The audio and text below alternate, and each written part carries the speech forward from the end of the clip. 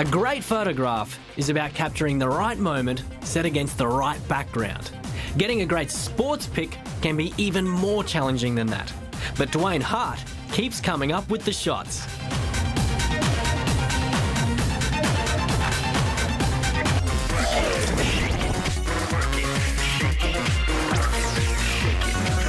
Duane, how do you manage to freeze the shot and get it in focus? Because this is a pretty fast, paced sport.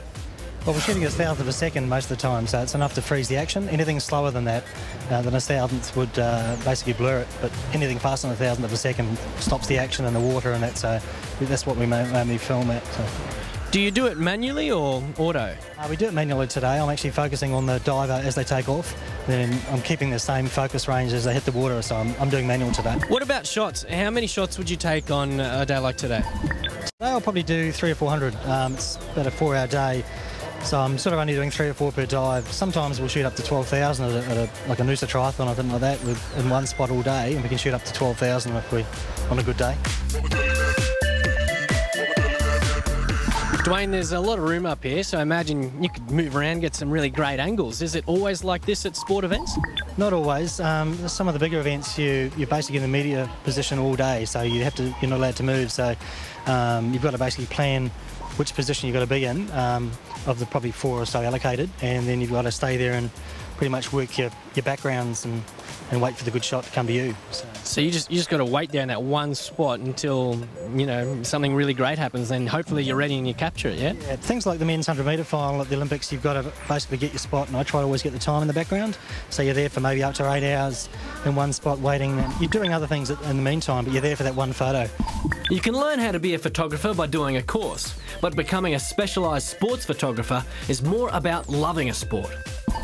Well, I used to take photos when I was injured. We used to run about 20 years ago, and I was just taking photos of my friends when I was injured, and it was a hobby, and basically it took off when I started full-time about 20 years ago. We started the agency, and that's my full-time job ever since, really. Duane's love of his photography has been picked up by his 11-year-old daughter, Holly. Holly, I have to say, you look very comfortable holding onto that massive camera. Yeah. How long have you been taking photos for? Since I was 4. I was taking photos of my sister in the playroom. No way, since you're 4. And how often do you take photos now? Maybe twice a day. And do you reckon when you're older, you wouldn't mind dabbling in photography maybe as a job? Probably. I like acting though. Maybe you could become an actor who takes photos around the set as well.